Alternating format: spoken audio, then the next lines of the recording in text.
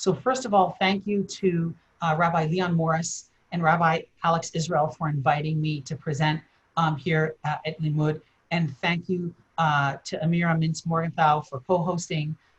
It's a little, it's very humbling. I'm almost a little bit nervous because I've been attending now Limud as a student since Sunday. And I feel like since Sunday, we've covered weeks worth of information. And I thought that I talked fast, but wow, my teachers, just so much information. And I'm so glad that I picked level 1 because they were saying, no, you should do level 2. I'm like, no, let me try level 1. Oh, wow, level 1 is filled with stuff. I mean, I'm realizing how much I do not know. So it's so great. I wanted to thank my teachers. I'm studying with Nechama Goldman Barash and Yiska Smith and Mike Foyer, and they're all terrific. And the classes are just absolutely incredible. So if you, for some reason, have not studied at Pardes, I highly recommend it. It's very immersive, text-based, beautiful conversations, and you connect with the Jewish wisdom on so many levels, on a spiritual level, on a text analysis level, on a historical level, and the teachers are just incredibly knowledgeable. So the fact that I'm presenting here, I really feel, what am I doing here? But I will do the best that I can. And then I want to, I want to thank the Covenant Foundation because these animations, the animation that you're going to watch today, and all of the wisdom that I'm sharing with you would not have happened had it not been for the generous funding of the Covenant Foundation for funding the whole animation project, but maybe even more importantly for Harleen and Joni Blinderman for believing in me and supporting me along my Jewish journey and helping me to make this happen. And Harleen is actually here with us. Harleen, thank you so much for everything that you do for Jewish education. And it's such an honor that you're here at this presentation. Thank you again. You're a great investment.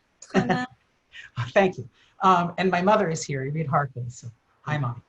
All right. So so Harleen Appelman and Joni Blinderman, and then I'm going to just quickly tell you about my background because I want to get to the animation and the text. So I was born in Israel, as you might guess from my name Hanan. I was named after my grandfather on my mother's side, and I was born in Kibbutz Kinneret, and I think it's officially, I guess, Kibbutz Kinneret. And it was, and still is, almost I would describe as an anti-religious kibbutz. My father was a nuclear physicist. He studied at the Weizmann Institute. I'm just giving a quick background.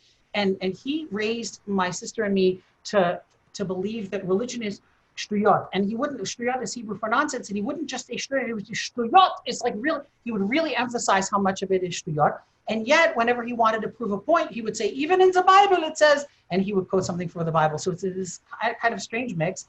But I always felt that I was Jewish, but it was never connected to anything. So I'm going to fast forward. When I was then 39, at that point, the only observing things that I did for Judaism is that my mother took my sister and me to a Pesach, a Seder, once a year at a very observant home, which I loved. And we also went once a year on Erev Yom Kippur to services, the free services at Princeton University. And I always saw that as just kind of hedging my bets, but I really did not enjoy the services, and it wasn't really doing anything for me. Somebody told me that that's known as a twice a year Jew. So that's where I was coming from. And then through the brilliance of the Covenant Foundation, I started working with Rabbi Leon Morris on this project. And the project was basically to make a short video that represented a section of the Passover Haggadah. And they would get all these artists together, and each artist would make a short video representing a section of the Haggadah. And when you would watch all those sections together, you would have a cinematic movie version of the Haggadah.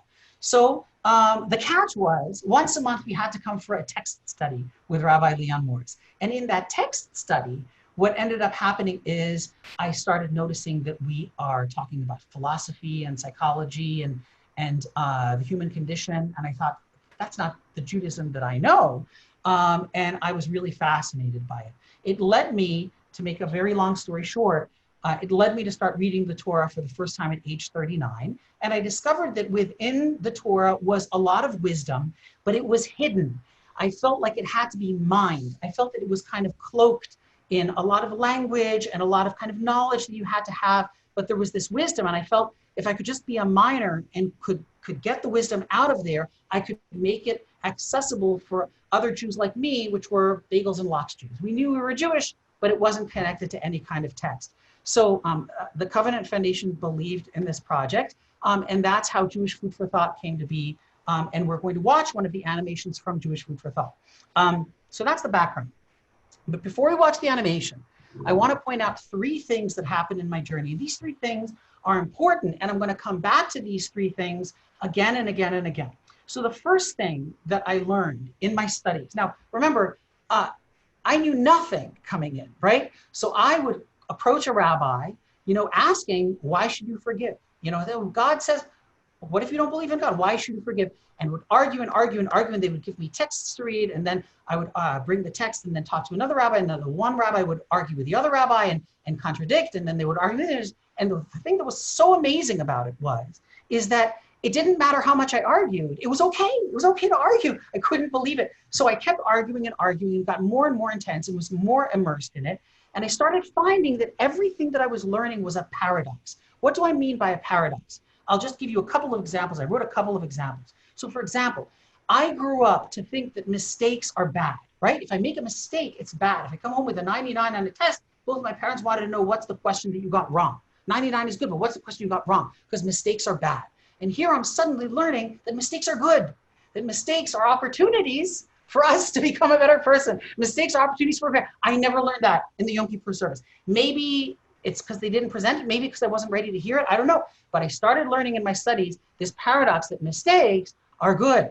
Okay, another paradox, forgiveness. I thought forgiveness means I'm kind of a sucker, right? I'm kind of letting them get away with something. No, I suddenly learned that forgiveness allows me to let go of the anger that I'm holding on to. So again, paradox. I learned that the secret to actually receiving, the secret to actually getting something is not actually figuring out how I'm going to acquire more and more and more. The secret to actually receiving something is learning how to give.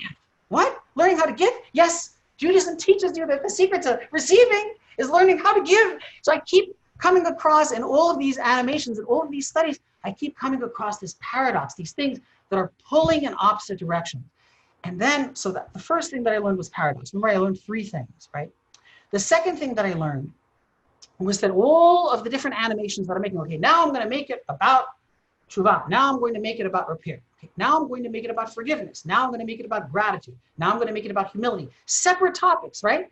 What do I learn in my studies? I start to realize that all the separate topics are all overlapping. They're all pointing towards each other. It's almost like that's what I'm thinking echad means. Everything unifies into this one thing. No matter what I was studying, it started referencing the other thing that I was studying, which is another thing that made it really fascinating. So that second thing, that everything was referencing to one another. It was all becoming one unified whole. And the third thing that I learned, and I can't emphasize this one enough, the more I studied and the more I learned, the more I realized that I know nothing. And that's happening in Pardes also. So the more I'm learning, the more I feel like maybe I shouldn't even say anything because I know nothing. And this is also, again, this strange paradox. You're learning more and more, and you realize how little you know. And it becomes this endless journey. All right, so there's the background. There are the 3 things. Now, to introduce humility, I love picking topics that I think to myself, well, this obviously, there's nothing here, right? Because I said Judaism and humility. Okay, really? Judaism and humility. So this was my experience with Judaism and humility, right? I learned 3 things growing up, and I didn't just hear this from my parents. I heard this from many, many families, right? So if your child is really, really, really smart to become a doctor, if they're not quite as smart, but still smart, right? They become a lawyer. And all hope is not lost, because if they can't become a lawyer, they'll become an accountant, right? And my son, the doctor, I heard that. I heard, do you know how many Nobel Prize recipients are Jews? Of course, it's Jewish. The best doctor, Jewish, of course, the Jewish. That's what I heard. So Judaism, humility, I couldn't see how the 2 were related. And I'm sure I would discover nothing about humility, right? Then this interesting thing happens that you find out about Moses, right? The greatest prophet, Moses. There are only 2 things describing Moses in the Torah: that he has a speech impediment, and that he is what? Let's see. Really smart. No. Achieved a lot? No. Really ambitious? No. Smarter than, accomplished more than? No. How is Moses described? He's described as exceedingly humble. the most humble man to walk the face of the earth. That's Moses, exceedingly humble. And that led me along my journey. Wait a second, what does Judaism really have to say about humility? What can Judaism really teach me about humility? And remember, for the teaching to make it into one of my animations, it's got to hit me here, right, in the kishkas, right? It's got to hit me in a way that makes me feel this is something I can't deny. I'll argue with the rabbis and argue with the rabbis and argue with the rabbis until they give me something that, takes my breath away. And then that's going in the animation. And then I put it in the animation. So this is your homework now. I'm going to give you the link to the animation. But your assignment when you watch the animation is if there's anything that you hear that moves you in any way, I want you to write it down. You don't have to know why it moves you. You don't have to know what its significance is. This isn't like a right or wrong answer.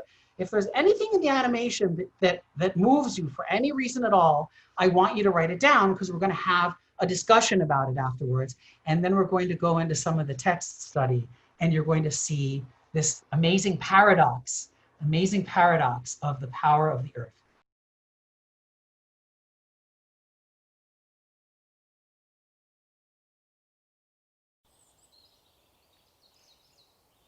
You did a nice job, Hanan. Thank you, Daddy. You really did. It's very impressive. I'm really impressed. Thank you. You know, it feels really good to hear you compliment me. What do you mean? I mean, it's rare. Are you saying I'm not supportive? Not that exactly. I mean, when I'm down, especially when I'm really down, you're the first one to lift me up. Oh, so what are you saying? It's just when I feel good about something, especially when I'm feeling really good about something I've done, somehow you always manage to find a way to bring me down. Of course that's what they do. Why? I don't understand. Why would you want to bring me down? So you don't take yourself too seriously. When you're down, you need to remember that you're not that bad. You're human. And when you're feeling particularly good about yourself, you need to remember that you're, well, human. What's wrong with feeling good every once in a while? I'm just trying to keep you from making the same mistakes I made. How is wanting credit for hard work a mistake? Credit isn't necessarily bad. It depends on whether you're taking credit with or credit against. But what if I did it on my own? So that's what I used to think when I was your age.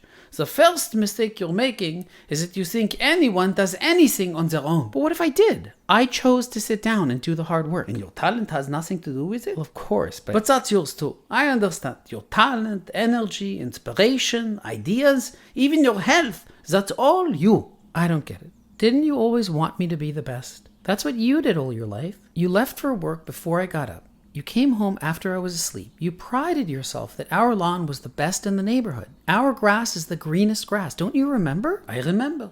But what happened to the grass? And the house? Do you remember that too? Well, we sold it. You and Mommy got divorced. You know, Hanan, your mother told me she was planning to leave me. And I didn't ask her to stay. Did you want us to leave? No. Then I didn't know what to do. Why didn't you just ask? I'm not sure. I think I was afraid. You afraid? You were so strong. You were winning. I was so weak. I was insecure. So that's why I acted so strong. But I had no idea that the real strength doesn't come from winning. Real strength comes from not insisting on controlling everything, which then allows you to become a participant in something larger than yourself. Are you saying you should have purposely chosen to be weaker? Well, that's a paradox. What seems to make us weaker actually makes us stronger.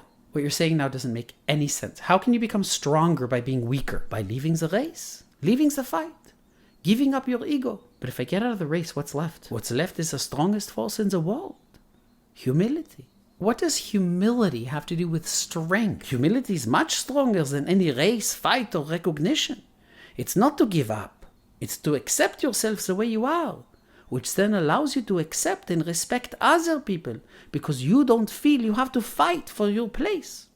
To be humble is to be like the earth, the dust. It's a powerful existence. That actually sounds a little degrading. To be like the earth, the dust, is it? Earth has a gravitational pull. It attracts.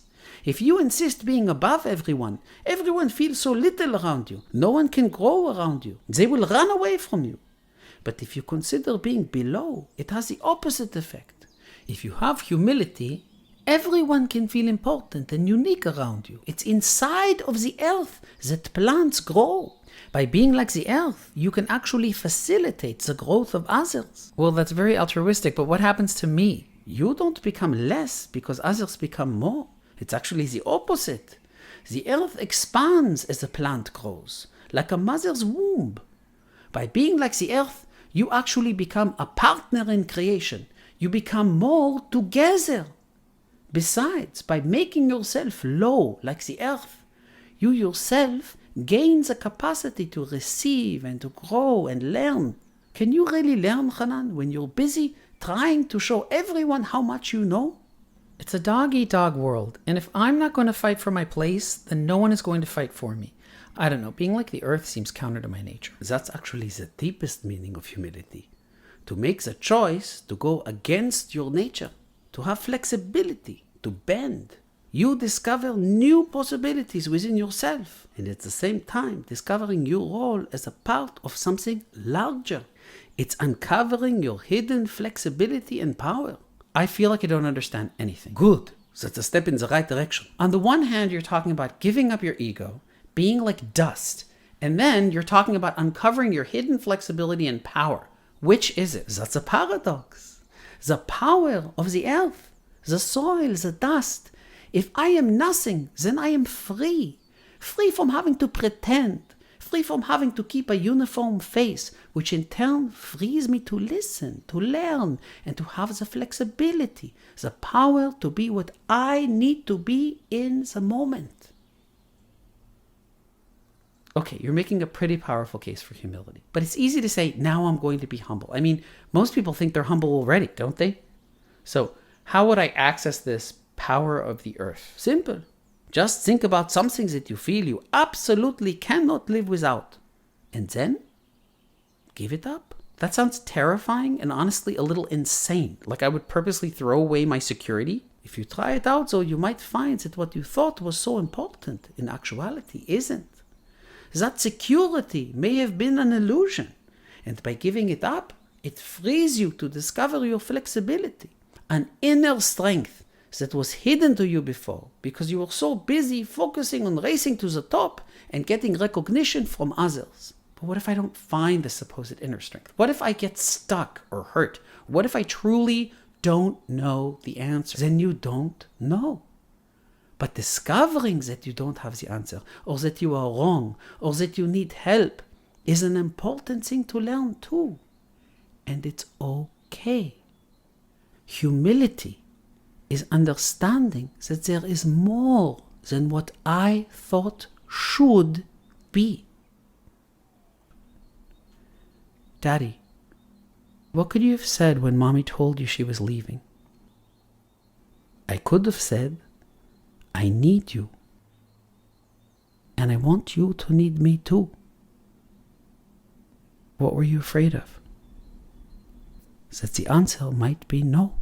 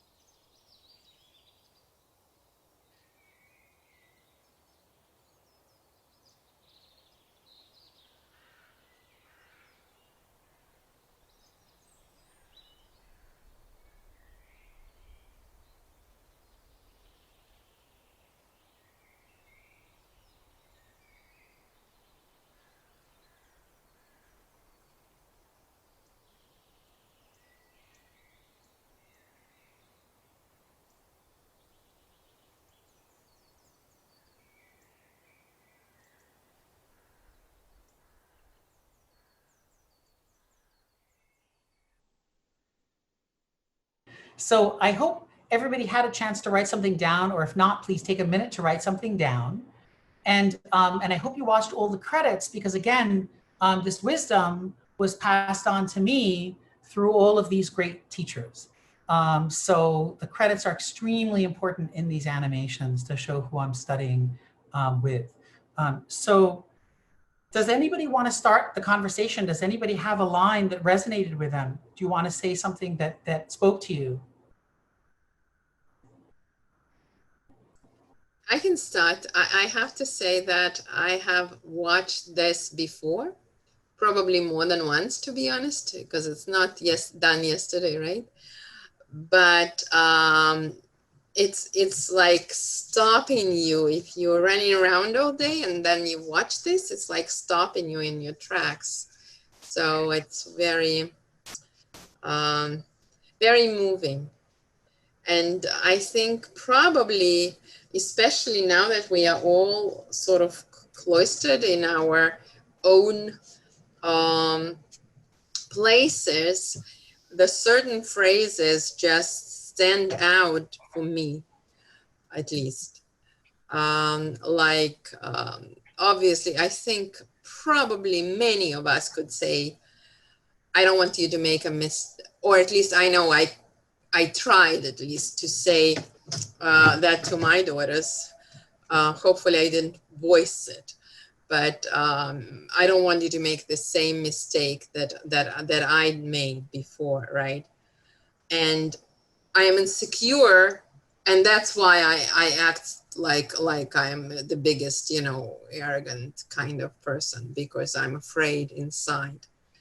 And once you actually learn, which I think did happen to me, at least partially, hopefully, once you learn to accept yourself the way you are, it is so much easier to accept imperfections in others, because they are human, just like you.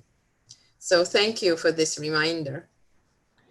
Well, I could not have said it more eloquently. Thank you very much, Julia. That's very moving. Really, really beautiful. Does anybody else have a line or something in the animation that spoke to them? Is there something specific? And we're going to get I have a thought. Yes, Hannah? So first of all, thank you, because I think that is a great little video and everybody should see that. And I liked the ideas in there. One thing that I kind of thought about or struggled with was when he was talking about how we should actually imagine ourselves below other people in a sense to lift them up. And it reminded me of that phrase. I forgot exactly how it goes, but like, we are the dust of the earth, and also the earth was made for us. Mm-hmm. And it reminded me how everybody is like equal in essence, I think. But we also should be generous with our praise and helping others to find their strengths and everything like that. But yeah, I don't know. That was just a thought that I had. Well, beautiful thought, and I want to know what you mean when you said you struggled with it. So what about it felt like a struggle? The idea of picturing inequality in like levels of people, like to try and put myself below somebody so that they can feel higher, I guess. Mm-hmm. So at least the way that I understood the teaching is that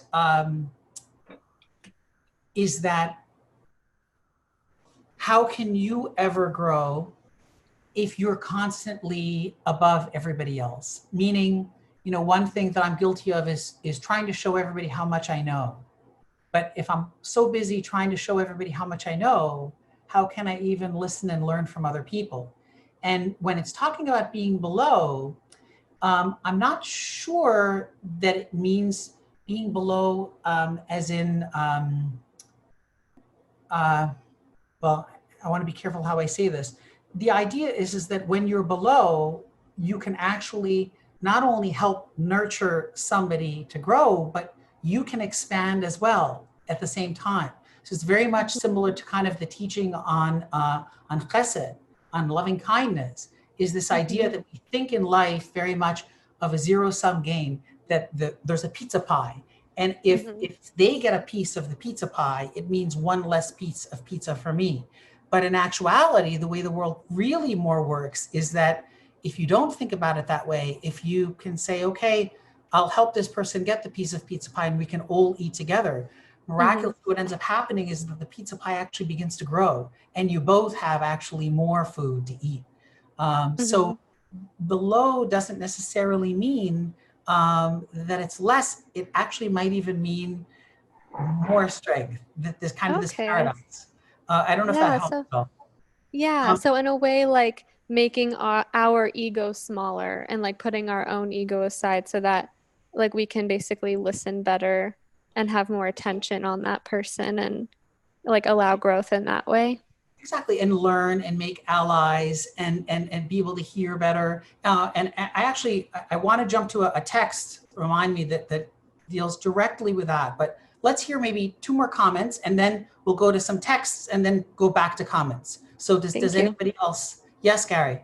Thank you. I thought it was interesting about what the father said about fear and the relationship between fear and humility. And I was thinking then about your reference to Moses, who's described as being the most humble of men. And at the burning bush, when presumably God reaches out to Moses and says, by the way, I'd like you to do the following. And Moses responds by saying, oh, no, no, not me. I couldn't do it. I couldn't do it. I couldn't do it. And God says, don't worry, I'll go with you. I'll protect you. No, no, I'm not the guy. And then God finally says, I'll send your brother Aaron with you, and he will help you. And that's when Moses kind of says, okay. And it reminded me of the other, maybe it was your comment beforehand, how we don't really do anything. No, sorry, in the video, in the animation, how we don't really do anything by ourselves. So even Moses needed the help of his brother before he could accept God's reaching out to him to lead the children of Israel out of Egypt. So Moses, who was so perhaps too humble because he couldn't accept this job, was able to do it once he knew that he had the help of someone else. Yeah. And to some extent, we all need the help of other people. And I guess, as you've been alluding to, need to help other people as well. That's so beautifully said. I'm thinking of Oprah famously said, like, nobody gets anywhere on their own. Everybody has help from someone, right? But it's really this old Jewish wisdom, is that we need other people. We need support. And I just want to write something down so that I remember. And yes, is it Emily? You had a comment? Yes. Yes. I struggle all the time with the idea that since I teach university, I write a lot, I have a lot of, I'm not being humble right now, I'm just telling you who I am. I read constantly and study constantly. And then I'm in study groups and different things where people don't know as much as me. I mean, I'm just saying factually. And so I don't know whether I am benefiting them by bringing in things that I've read and studied that might be interesting to them, or whether I should be quiet and let them express themselves. Thank goodness right now I'm in a class with Rachel Berkowitz at Pardes online, where they know more than me, so I can be, you know what I mean? But I struggle with that all the time. Should I just keep my mouth shut and let everybody else shine? Or can they get something out of what I'm contributing that they don't know? I would never recommend to just keep your mouth shut. I think that it's if you have something to say and you think it'll help people, I think you should say it.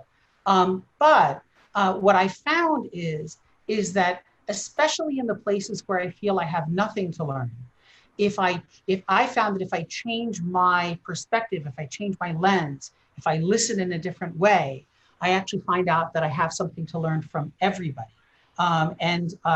I'm going to be talking at the very end about a film that I just made about being a public high school teacher. And I ended up finding out that my greatest teachers are my students, the ones that I was wrestling with so much, these public high school students. But I had to learn to really hear and be humble enough to just accept that I'm not doing a good job at this, and I need to forget everything I knew because I know nothing. And that's when I started learning from them. So where I would be a little careful is, yes, you might have more knowledge of a text or something like that, yeah.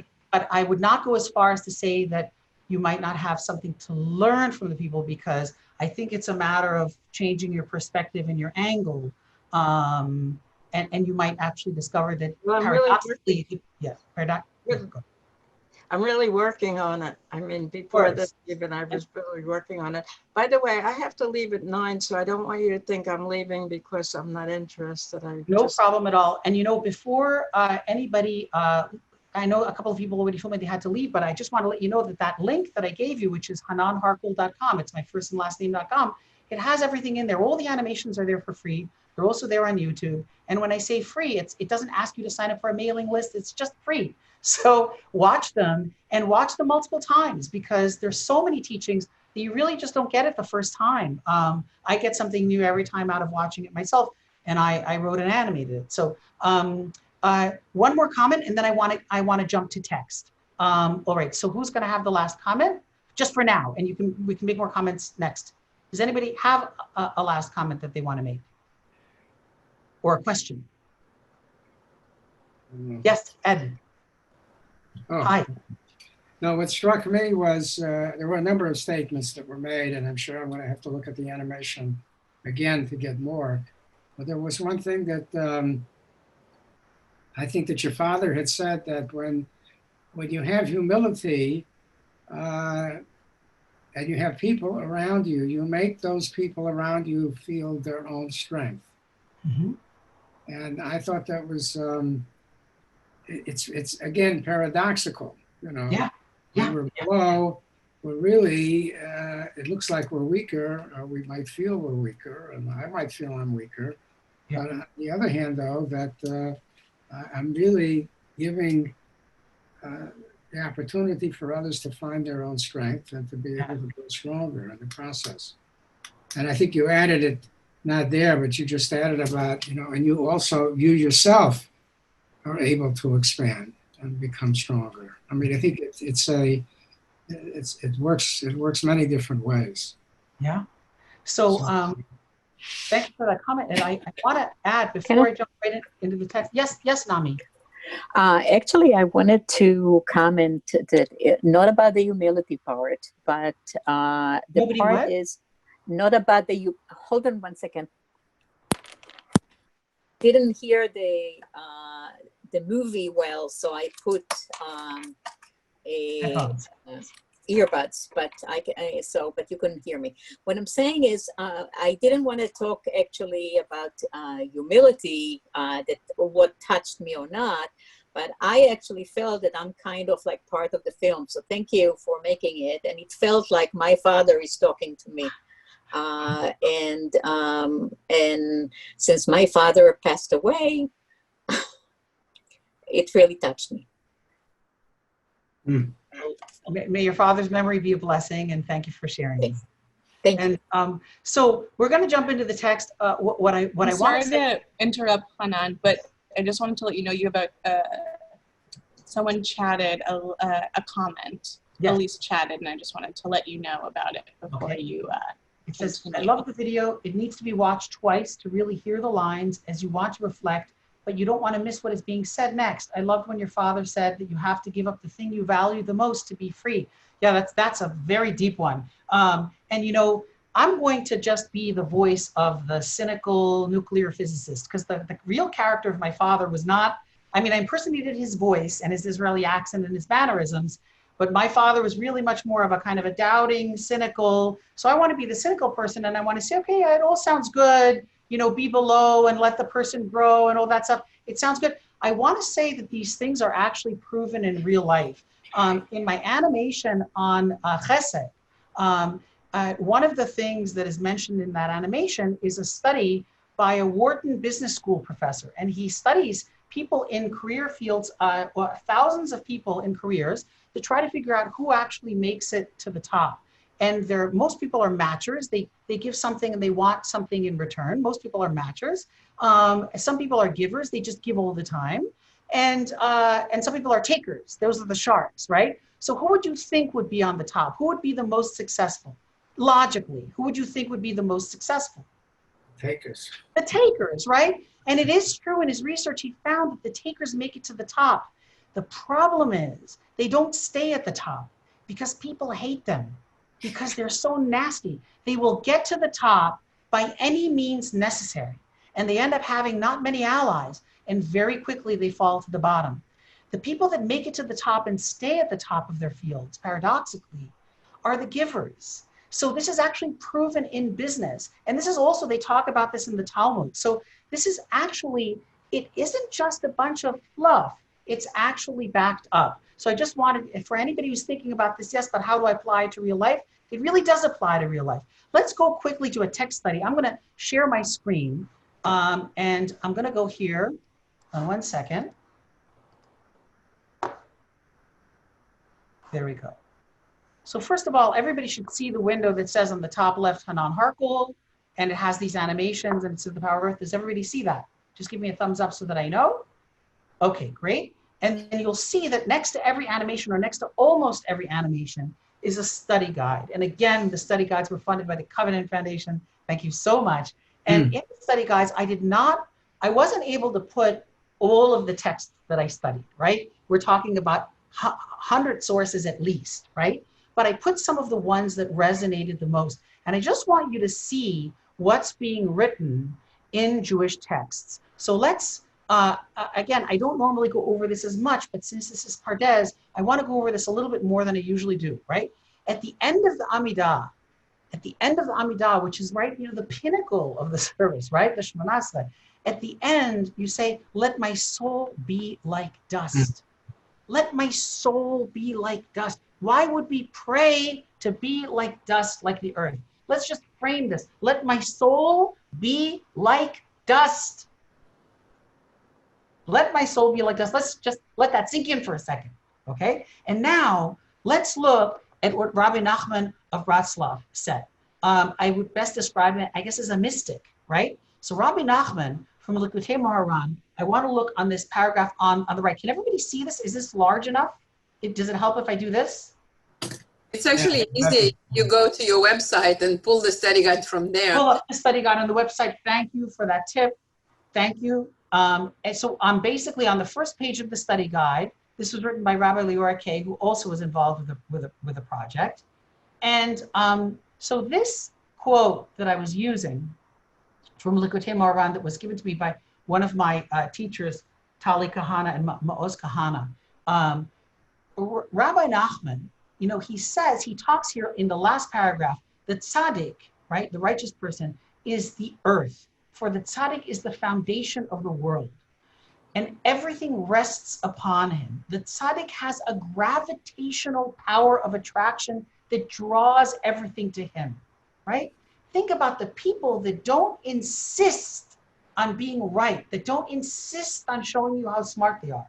You end up liking to be around those people more, right? You feel better around those people. You can grow, you can breathe more around people like that, right? For the true tzaddik is the foundation of the world and everything derives from him. All the other tzaddikim are only branches of the true tzaddik, each according to his level. One may be a branch while another may be a branch of a branch. For this unique tzaddik is humble and lowly and makes himself like dust, for I am dust and ashes from Bereshit. He is the foundation of the world precisely because he is dust and thus he supports everything. You could not illustrate that paradox better. So that's Rabbi Nachman, right? So a rabbi, a mystic, he's writing about that. But if you look at page 2, on the lower right of the study guide, here is something from the Talmud. So here's first the Torah text, right? So they're helping us to understand and interpret the written Torah text. The Torah says, and from the wilderness to Matanah. From the wilderness to Matanah. It seems like an innocuous line. From the wilderness to Matanah, right? What does Matanah mean in Hebrew? It's a present, right? A Matanah is a present. Ten li Matanah, give me a present, right? From the wilderness to Matanah. The Talmud says what it means is, if a person makes himself like the wilderness, which everyone treads upon, i.e. he is humble, then he will retain his studies. But if no, he will not retain his studies. Think about that, right? Meaning, how can you learn everything? How can you learn anything at all if you're not making yourself humble enough to be able to hear? If you're constantly trying to prove to everybody how much you know, how can you really learn anything? Think about that. And it concludes, then the Torah is given to him as a gift, meaning the only way that we can actually get to the Torah, right, is actually by being humble enough to be like the dust. Today we were learning from Mike Foyer gave us in the context of a Rav Kook text. He was talking to us about Tzimtzum, and I don't know if you guys have heard about this before, this idea that God created a void, and then in that void he created these vessels and shone a light in the vessels. But what ended up happening, the vessels broke into a bunch of pieces. And our jobs as human beings, I'm really crudely paraphrasing it, but our jobs, our purpose as human beings is to put those pieces together again, right? But the lesson in there is that the only way that you can actually get to that growth is first to be in pieces. You have to start in the wilderness in order to get to the matana, right? Is everybody following here? I want to stop sharing the screen for a second because I just want to see you all again and talk to you about something really, really, really profound. Remember how I was saying that all of the teachings started pointing towards one another? Do you remember that I said that that's one of the things that I learned, that all the teachings are pointing towards another? This is secret information. I'm working on 2 new animations for the Covenant Foundation. And one of them is tzedakah, and the other one is conflict resolution, right? So I'm studying tzedakah and conflict resolution, and you would think that those are probably the 2 most opposite things you could possibly, what does tzedakah have to do with conflict resolution? So first of all, an angle on tzedakah. The cynical nuclear physicist, tzedakah, right? They're just trying to get you to contribute money. They make it the most important mitzvah, but they just want you to contribute money, right? What is it really about? Until I'm sitting at a Yom Kippur, a Rosh Hashanah service, and I'm reading in the bottom of Rosh Hashanah service, I'm reading a story about a Kaiser who has a subject, and the Kaiser asks the subject, can you give me your net worth? And the subject gives him a number, and the Kaiser says, that seems like a very low number to be your net worth, because I know you own this castle, and you have this castle, and this home. And the subject says, yes, but Kaiser, you can take those homes away from me at any point. I can lose my property at any point. So the number that I gave you is the number that I gave away in tzedakah, because Kaiser, the only thing that I can never lose, the only thing that can never be taken away from me are the things that I've chosen to give away, right? Does anybody else feel that? Does anybody else feel that when you hear the only things that can never be taken away from you are the things that you've chosen to give away? Those are the only things you ever really have. But wait a second, let's stop for a second, because in order to get to that point where that resonates with you, you have to recognize something. No matter what we have, where are we all going to end up? Dust and ashes. You have to recognize that you started as dust and ashes, and you're going to be dust and ashes. And when you're dust and ashes, what's left? The things that you've given. That's all that's left behind. And in order to get to that perspective, what do you need to have? Humility. Are you guys seeing this? Are you seeing how much this all ties together? Yes. You have to be humble in order to really understand the meaning of tzedakah. Okay, so now conflict resolution. Why is conflict resolution so hard? I made an animation on judging others favorably. It was a flop. It was a flop. Couldn't believe it. And it was the best study guide. Beth Hubbin wrote the study guide. It was like unbelievable. It's like a 10-page study guide. I had all these teachers. It was a flop. Why? The rabbis are watching the animation. They're like, oh, it's good, good, good. I'm like, no, what about the deep teaching? No, it was a flop. It was a flop. Why was it a flop? I realized why it was a flop. Because everybody already thinks that they are judging others favorably.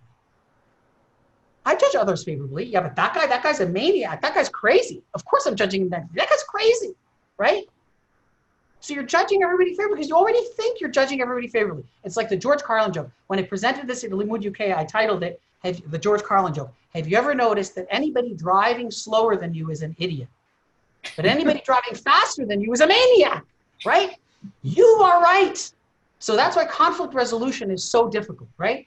In order to judge others favorably, in order to solve a conflict, you have to stand in another person's shoes.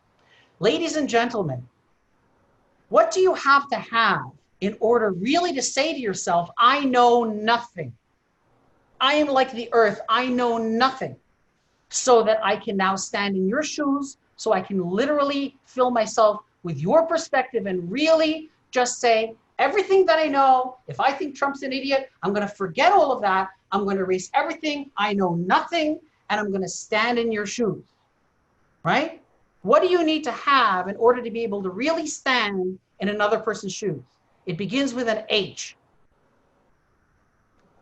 Humility. Humility. And all of a sudden, I'm finding out that my animation on tzedakah and my animation on conflict resolution, in many ways, are the same animation.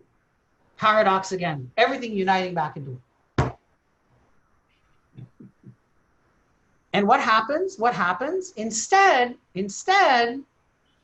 I grow up knowing that I'm Jewish, whatever that means. And I live my life saying, well, how am I going to become a doctor? And my parents wanted me to become a surgeon because my hands were so, I can keep my hands so still and I can build these tiny little things. So they said, not only will you be a doctor, you're going to be a surgeon. What did I end up becoming? I became an artist and a classical guitarist. My parents threw their hands up. But they wanted me to become a surgeon, not just a doctor, a surgeon, right? That's what I grew up. And yet, when you study the Jewish wisdom, all of those things, how am I going to get into the best school? And what I'm going to do the best, and what I'm going to be the best, and I'm going to do the best. It's all, the teachings are actually exactly afuch. It's exactly opposite. Focus on how you can use the gifts that you've been given, and you've been given those gifts. Focus how you can use the gifts that you've been given to help other people. And then all of a sudden, you'll receive the matana. All of a sudden, you'll receive the big present. That's what you learn. All these things are opposite of the way we thought they were. Oh, I saw a clapping hand. Thank you, Hannah. I mean, you know, and here's the thing. Here's the thing. I can't even take credit for it because I learned it from my teachers. And I'm just passing it on. I'm just passing it on. So please share the animations. So let's go back to the discussion. Does anybody have any questions or comments? And then I want to share, I guess, one final thing with you. Yes, so please. I would like to see more of the study guide. Will I be able to see it after this because I have to leave at 9?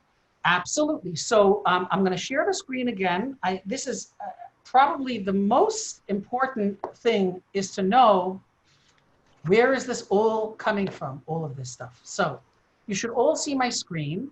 And if you go to hananharchol.com, does everybody see my website? You'll see on the website, you can see, you click on animation.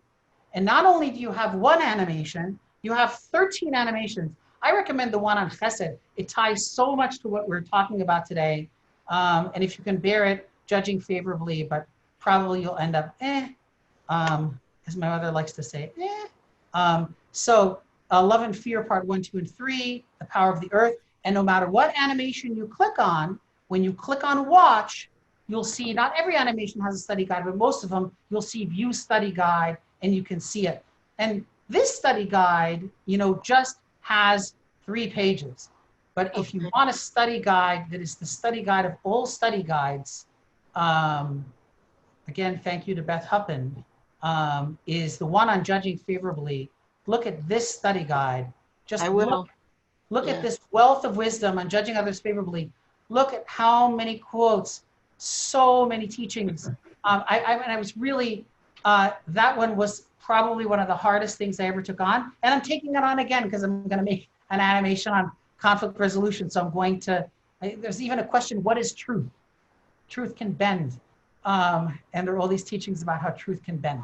So everybody knows how to access that. I would like to share. So I'm going to say thank you because I needed that lesson and I hope I'll pursue it further. Thank you.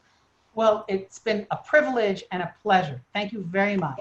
So I guess I'm going to share with you my final teaching, and then I'm happy to take any more comments. But this is something that is a personal project that's very, very important to me, and I'm going to explain why. Because what happens is that I would learn these amazing teachings, And then I would notice that I would not be adopting those teachings in my daily life. Wait, I'm gonna turn off the screening just so I can say this to you guys, really, so I can see you. Meaning I learn it, but then I'm not applying it in my life, right? So, they learn in Jewish wisdom, one of the worst things to do is to humiliate somebody publicly. It's one of the worst things in the Talmud. I forgot what the punishment is. It's one of the worst things, right? So I was making my animation in a cafe, and in the cafe, there was somebody who was working behind the register, and he was a Christian, Egyptian, Coptic Christian Egyptian man, very kind. And who walks in? The owner of the cafe, on his way to synagogue, in a suit, and starts screaming at the Egyptian guy behind the register in front of all, and he leaves. And later, the Egyptian guy comes to me, I'm friends with him still, and he says, he's on his way to synagogue, right? He's on his way to synagogue, and he's doing this. And I've got to say, I'm guilty of the same thing. My wife jokes, you spend all this time lecturing about humility that you have none of it left over by the time you laughing. It's so hard to adapt it in real life. And then, but this thing happens, right? This amazing thing happens. Some people say that it's God's plan. I had another teacher say he doesn't like that term. Whatever it is, things happen in life that seem, why is this happening to me, right? And what was this thing that happened to me? And just around the same time that I started working with the Covenant Foundation, actually 1 year before, I decided the economy crashed in 2008. The economy crashed, and I decided, oh my God, I was making a living as a professional classical guitarist, but I lost all of my gigs, and I was going to get married and wanted to have a kid. So I said, let me get a secure job. I'll become a teacher. I'll become a high school teacher. It'll be really easy. New York City high school teacher. I'll get out at 2 o'clock in the afternoon, and then I'll spend from 2 to about 10 or 11 at night making my artwork, and it'll be the easiest job, and I'll get benefits, and it'll be fantastic, right? So I become a New York City high school teacher, and not only did I not make any artwork, but it was like, I felt like I was in a war. I think I still have post-traumatic stress disorder from that experience. And I've been a high school teacher now for 11 years, and I found out that 41% of New York City high school teachers, 41% of New York City teachers leave the profession within 5 years. They flee. And the people that go from Teach for America, that wonderful program where they give you a master's degree for free, but they put you in the Bronx for 2 years, the attrition rate there is much higher than 41%. 60, 70% leave, they flee, right? What ends up happening? The kids end up with inexperienced teachers who have no idea of how to teach. And they get these inexperienced where the kids are literally waiting, how long is this one gonna last? I literally had a fellow teacher, he wouldn't even say hello to me. I would say hello to him, he wouldn't answer because he was so sure I was gonna leave in the first year. He didn't even want to take the time to say hello to me. I'm not making this up. Who ended up being my biggest teachers in life? Students. My urban, African-American, and Hispanic, below the poverty level living high school kids that live in the Bronx. They became my best teachers. The problem is, I'm so sad that, was it Alexa had to leave. I had to learn how to hear what they were saying. And I had to learn how to be humble. And you know what? It's not even that I had to learn. I was forced. If I was going to stay there, I was forced. Or I was going to have to either leave or accept that I know nothing. I'm the earth, I'm the dust. And I decided this is so important because now my students have gone on to some of the best film schools. We just got a girl into NYU Film School. It's one of the best film schools. They're paying for her to go to film school. It's unbelievable, and they're coming back and visiting. And I'm realizing I was going to leave. I was going to be one of the teachers that was going to give up. So I made a movie in order to show people what teaching really is like, but to show also why I stayed. So I didn't make it about my 10th year. I made it about my first 3 years. Just that transition where I had to learn that I know nothing. And not only do I want to share with you that on my website, you can see the trailer, but I also want to share with you that I'm going to be making a talk at Central Synagogue. It's a free talk that are about all the Jewish lessons, the humility, the judging others favorably, the chesed, the gratitude, right? The kindness, the tshuva, all of the Jewish lessons are all applied in my job on a daily basis. I learned much, much, much, much more from my students than I learned in the synagogue. Lama? Why? Because it's applied. And in Judaism, it has much, much more to do with action. Okay, you know these things and you're saying these things, but what are you doing about it? What are you doing about it? So I'm going to share this link with you, and you can register for free. They told me I can share it with everybody. So the free Central Synagogue presentation on July 20th. And just confirm with me that you all got it. And then I'm happy to take any final questions. Does everybody see the link for the sign up for the Central Synagogue? Do you see? Give me a thumbs up. It's in the chat. Gary, you got it? You got it in the chat? So you can go there. You can bookmark that. That's not going to be on my website because that's a very, very specific Jewish thing. But wow, it's how the lessons are applied in your daily life that it really then sinks in. So I thought it was a curse, but again, that paradox, it was a blessing. So thank you, Harlan.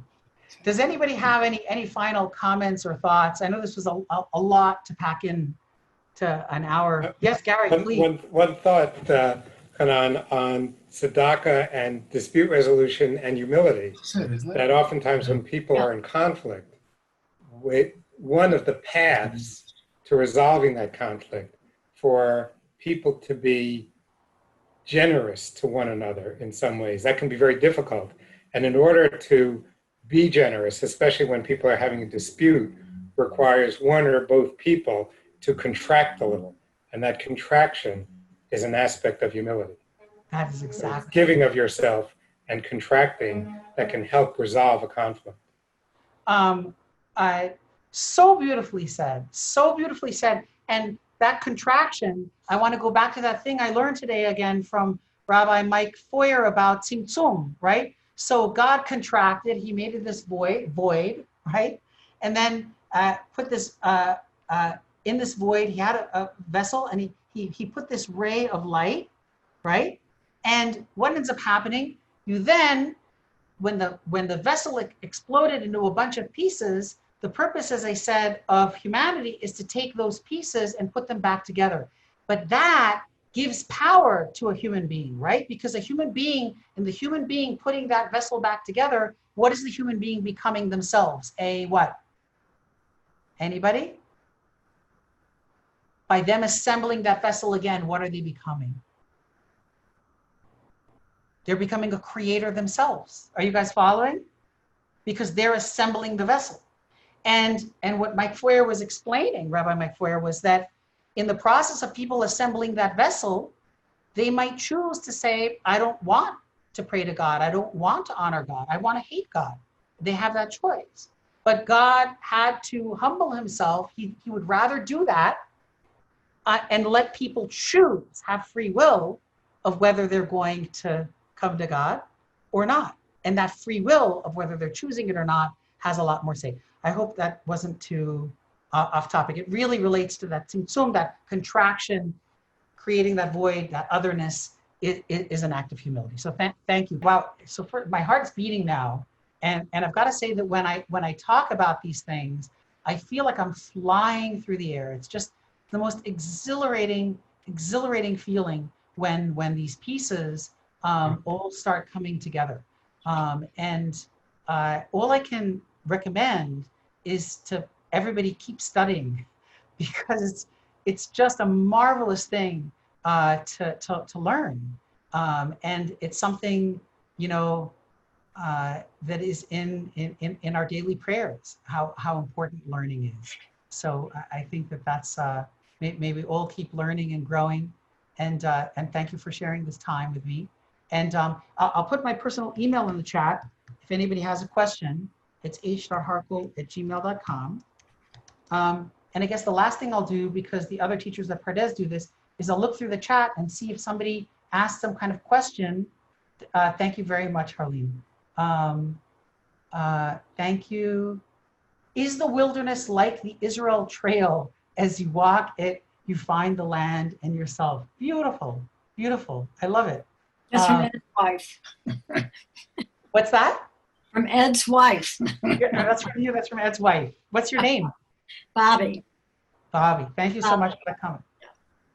And then I do love this idea also, though, thinking about the paradox of balance of humility and self-esteem. Oh my God, I hope nobody left. I'm so happy you mentioned that. Hannah, what a great question.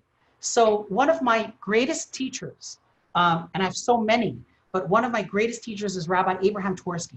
And just a little bit about Rabbi Abraham Torski. Comes from a very famous dynasty of rabbis, of Hasidic dynasty. You know, really, he's like the real thing, right? You look at him and you see, his beard and his eyes, and you just really, just this deep thinking rabbi. But what did he do? He became a medical doctor, and not just a medical doctor, he became a psychiatrist, and not just a psychiatrist, but he opened up a clinic, a rehabilitation center, Gateway Rehabilitation Center in Pittsburgh, which is a renowned center for people who have addiction.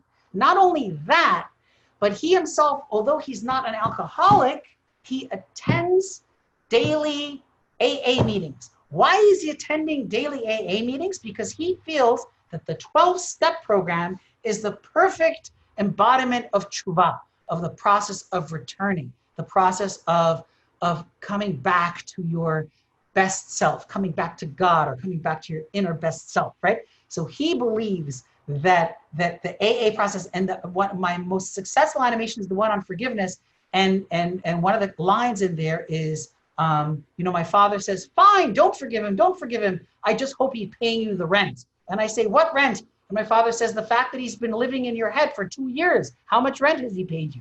And then I realized that I've been hanging on to it. And everybody loves that line. And everybody gives me credit for that line. And I'm like, no, it's not me. It's Rabbi Abraham Torski. Until in a recent conversation with him, he tells me it's actually not him. He heard that line about living rent-free in your head from a guy named John, and he heard it at an AA meeting that he was attending, even though Rabbi Abraham Torski is not an alcoholic. So just to let you know. And why am I saying this? Because Rabbi Abraham Torski has written over 70 books, Hannah. And Rabbi Abraham Torski, in one of the lectures I attended of his, said that he's written over 70 books, but in actuality, he's only written one book. And that all of his teachings and all of his books all actually relate to one thing: self-esteem. And people's inability to have a healthy self-esteem. It's, in his opinion, the thing that leads to all the trouble. And if you ask me, Hanan, what leads to all the trouble for me is fear. Maybe they're related. I think fear is the big, but again, you need fear. Watch my animation on love and fear. You'll see that it's a 3-part animation, but you need the curses and the blessings. Otherwise you don't have a whole, but I'm going off on a tangent. But the point here is, Hannah, is that yes, everything is a balance. There's the Yetzer HaTov and Yetzer Hara, and everything is a balance. And you don't want somebody to tread upon you to the point where you end up losing your self-esteem. You're absolutely right, Hannah. And the idea is that it's all about channeling that being low like the earth in a way where you're able to help empower somebody, but as you're empowering somebody else, you realize that you yourself are being empowered too. You don't want to empower somebody else at the expense of being reduced in a way where you feel about yourself that you have no self-worth. It's actually it's exactly the opposite. At the end of the day, when I ended up making myself humble and realizing that I know nothing and realizing that I need to let my students be my teachers, all of a sudden I started realizing how they're growing, and I started feeling through being low. I started realizing how powerful it feels. It feels actually so, but it's a good kind of power. It's not the kind of power you say, now I want more power. It's not that kind of power. It's not like a Trumpian power. It's like, no, it's a power where it's like, sorry to get political. It's a power where you end up realizing that through being below and letting somebody else win, all of a sudden you're all winning together. When my student is holding a check for, what's the biggest check that they won? $15,000 that they won from Disney for a film that they made. It feels so much better than when I win a check for $15,000 because they're winning it. It's like when your child wins, you feel even stronger. Hannah, does that make sense?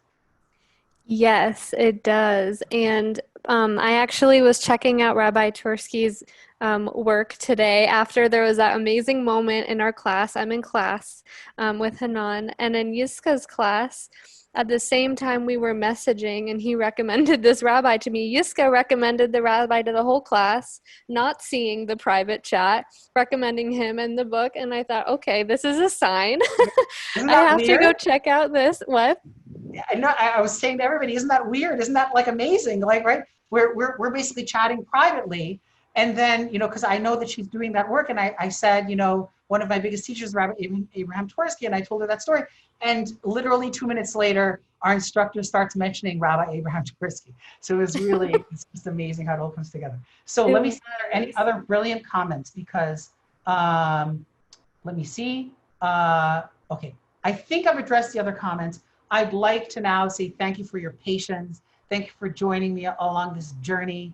And I wish you all the best and watch the animations and share them with everybody. And thank you again to the Covenant Foundation, and thank you to Pardes and Erev Tov, and thank you very much.